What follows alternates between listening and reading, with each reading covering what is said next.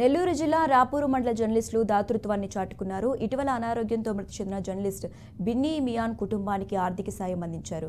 మృతుని కుమార్తె మునీషా భవిష్యత్ అవసరాల కోసం పోస్టాఫీసులో ₹1,00,000 డిపాజిట్ చేశారు. పాస్బుక్ను మృతుల కుటుంబ సభ్యులకు అందజేశారు. బిన్నీ మియాన్ కుటుంబానికి ఏ సమయంలోనైనా అండగా ఉంటామని జర్నలిస్టులు భరోసా కల్పించారు.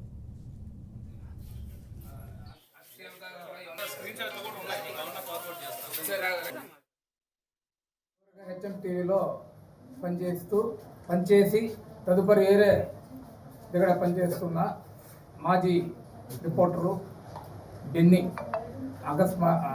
ఆకస్మిక మరణంతో రాపూరుకు సంబంధించిన విలేకరులు ఇతర దాతలు సహాయంతో ₹1,00,000 వారి కూతురు పేరు మీద డిపాజిట్ చేయడం జరిగింది.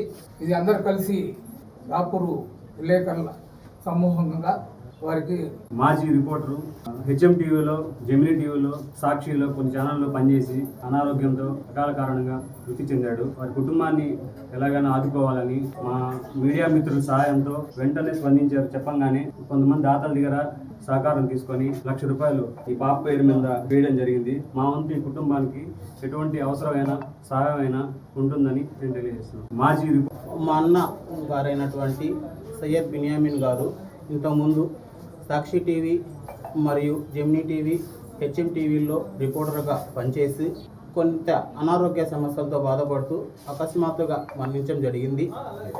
అతని మరణాన్ని చింతిస్తూ సాటి రాపూర్ మండల విలేకరులు, రిపోర్టర్లు అందరూ కలిసి వారి కుటుంబాన్ని ఏదో ఒక విధంగా ఆదుకోవాలని చెప్పి బిన్నీ కుమార్తె అయినటువంటి మౌనిషాకి ఒక పేరు మీద ₹1,00,000 ఫిక్స్డ్ డిపాజిట్ చేసి ఆ పిల్ల భవిష్యత్తుకి సహకరించినటువంటి మీడియా మిత్రులకి అందరికీ కూడా ధన్యవాదాలు తెలుపు.